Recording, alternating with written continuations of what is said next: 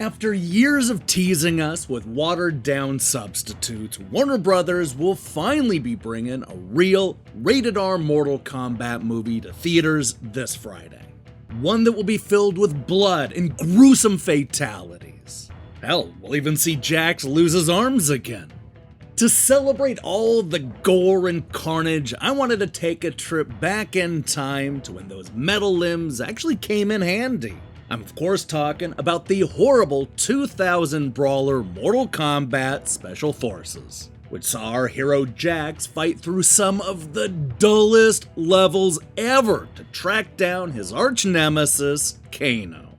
Turn back now if you don't want to know what happens next, because today we're going to be spoiling the story and ending for Mortal Kombat Special Forces on the PlayStation. This is Game Over, the early years.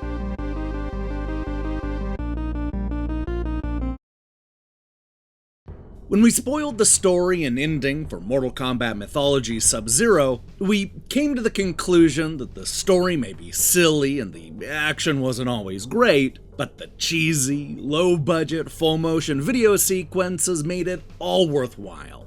Sadly, a lot has changed in the 3 years since Midway released their Sub-Zero spin-off, and it's not for the best.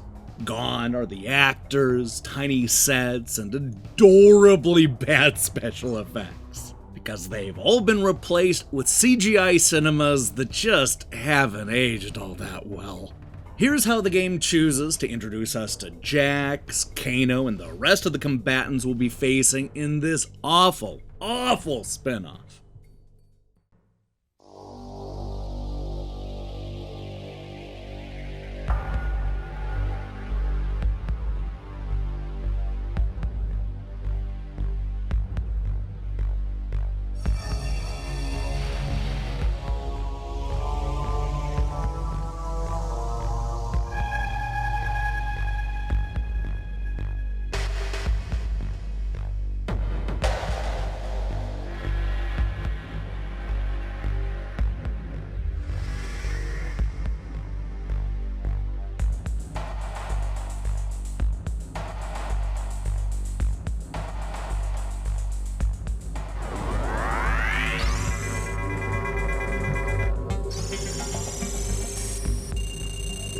Jax, we have an urgent situation that demands your attention. What's the problem, Gemini? We have a breakout at the Special Forces maximum security facility. A group of highly dangerous superhuman criminals has escaped the compound and are at large. The list of escaped prisoners is as follows: No-Face, Tazia, Jerick and Tremor. They apparently are hiding out in an abandoned warehouse on the south side of town. There's something else you should know. The prisoners received help from an outside source. It has to be Kano. You guessed it. Gemini, tell operations ETA 60 seconds to the warehouse. Inform Lieutenant Sanchez not to infiltrate the warehouse until my arrival. Affirmative. Oh wait, hold up, Jax. I have a transmission coming in from Lieutenant Sanchez. I'll patch it through. Jax, we have just arrived at the location and we are awaiting your orders. Wait a minute. What the? It's a trap. Let's get that.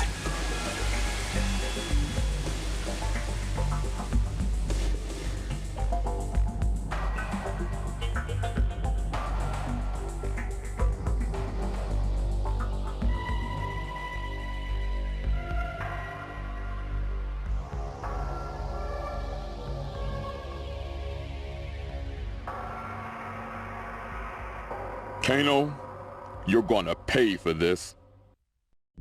Alright, so here we have a game that really hopes that you remember the whole Jax and Kano backstory that led to our hero losing his arms, because they are not gonna bother with any of that storytelling in Special Forces. They also aren't gonna bother with giving us interesting levels to fight through, as you can see from this boring warehouse location that acts as the first level. But hey, who cares about the location, right? I mean, Mortal Kombat has always been more about the cool characters and their penchant for ripping spines out. Well, don't get your hopes up for any of that either. The drab backgrounds lead to a fight with this guy, who gets no introduction and doesn't even seem to have much of a personality. In fact, it's only after the fight when we learn that Jax has defeated No-Face. Apparently, he was a member of Kano's Black Dragon gang and was wanted for murder, which somehow makes him even less interesting than I had imagined. I mean, you're gonna need a really big prison if you're gonna lock up every Mortal Kombat character who has murdered somebody. Seriously. Moving on with the story, Jax finds an exit near the warehouse that leads to a sewer system filled with bad guys. I'd say that this is a slightly more interesting stage than the warehouse, but let's not go overboard here. It's still a pretty generic location. I mean, we've seen a lot of beat-em-ups go into the sewer, and this one doesn't do all that much that's new or original. And that's a shame, because the boss on the stage is one of the more interesting new characters found in Special Forces. Her name is Tazia, and she wields a pair of swords, so naturally she throws grenades as her main attack. You know, I can't help but feel like she was misused in this game, but I have a hunch that I'm going to be saying that a lot as we go through the story. Hey, speaking of which, our next stop is a tower that the gang is supposedly using in the middle of the city. I could explain how I know this, but instead I'm going to play the audio between Jax and the woman in his ear, Gemini. Here's how that exchange goes.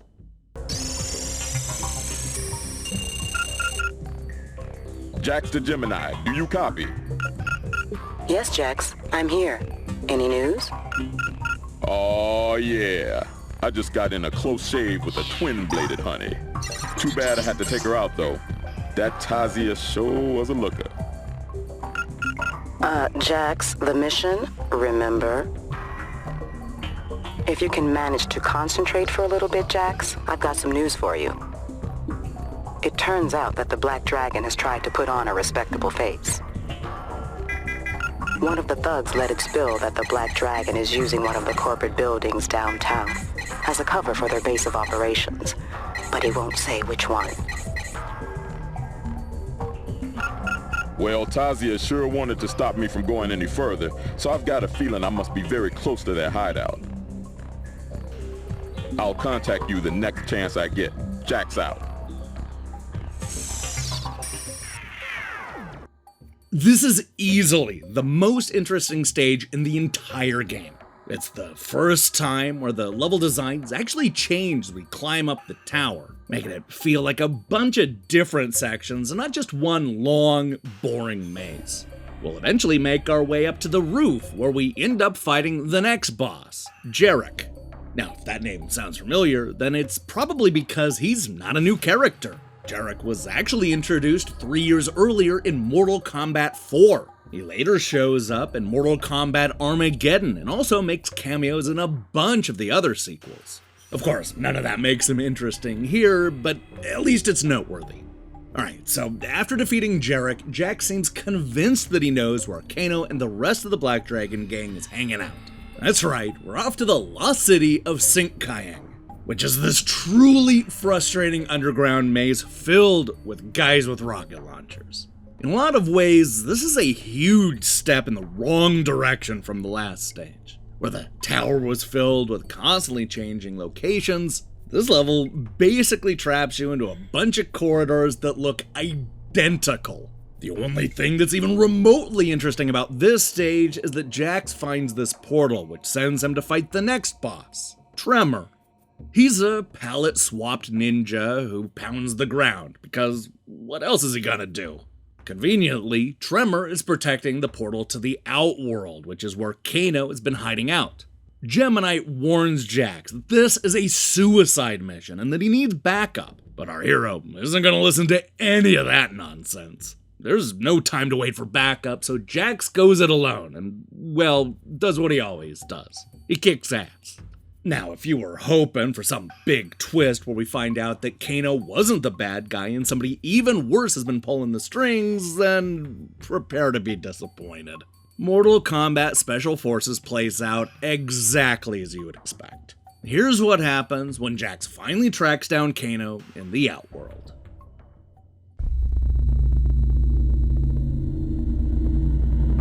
Well. If it isn't that pesky Special Forces grunt, come to seek revenge for all his troops. I am quite impressed. You have managed to defeat all of my Black Dragon members. Pity. They were all looking forward to restarting our little gang. Little did they know they were only pawns to slow you down. And in that respect, they succeeded. You're too late, Jax. I have already reached the eye of Shitian. And soon, you will know its power. And, oh, delicious irony, you shall be the first to serve me. The only thing I'm gonna serve you is a steel fist to your face, you delusional maniac. And after you get your pounding, I'm gonna haul your butt back to prison back home on Earth, where you won't have the aid of this overgrown light bulb. Sorry to burst your bubble, Kano, but the only thing you're gonna lord over is a porcelain throne in a 4x4 room. You know, over the years, Jax and Kano have had a lot of great fights in truly memorable locations. Unfortunately, this is not one of them. Oh boy, this is just bad. Really, really bad. Yeah, they probably should have just had you play a one-on-one fight from Mortal Kombat 2, because nobody likes the way this game ends. And you know, that extends to the cinema. So, you know what? Let's just get this thing over with. Jax shoots Kano until he's dead, and this is what happens next.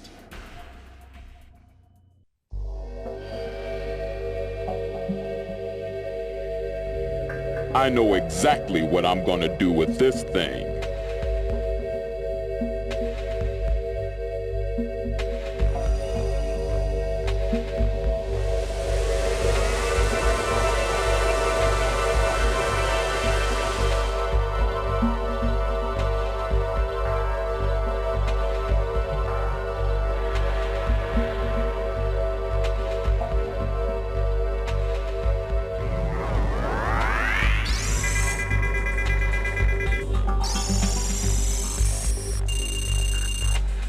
Jax to Gemini, come in. Jax? Well, sounds to me like someone has made it all the way back home. Oh yeah. Man, this game really loses something by not having real actors in full motion video. Even though the story kinda sucks and the ending is terrible, every part of it would have been a million times better if it featured cheesy special effects, low-budget sets, and actors dressed up in Halloween costumes. They missed a real opportunity here. And that's the problem with this ending. It just doesn't leave me with much to say. The game has a simple story that couldn't even be bothered to introduce us to the characters. There are no twists, no surprises, no effort, and no gruesome fatalities. Instead of building on the mythology, it does the complete opposite and makes Mortal Kombat feel small and generic. I don't know if the upcoming movie is going to be good or bad, but look, there's no way that it's going to be worse than Mortal Kombat Special Forces. That I can guarantee. Ah, yeah. Hey, thanks for watching this episode of Game Over, the early years. If you liked what you saw here, then you should know that we post new episodes almost every week. Now, here's the question I have for you. What is your favorite Mortal Kombat game? Is it from the old school, new school, somewhere in between? Man, there have been a lot of different eras of MK, including one where they literally fight DC characters. With so much to choose from, I can't wait to see your picks in the comments below. In other news, we'll be back shortly with a review of Ashwalkers, Buildings Have Feelings 2, Country Discoverer, and more. If that sounds good to you, then I strongly recommend you click that subscribe button and support what we're doing here. Until then,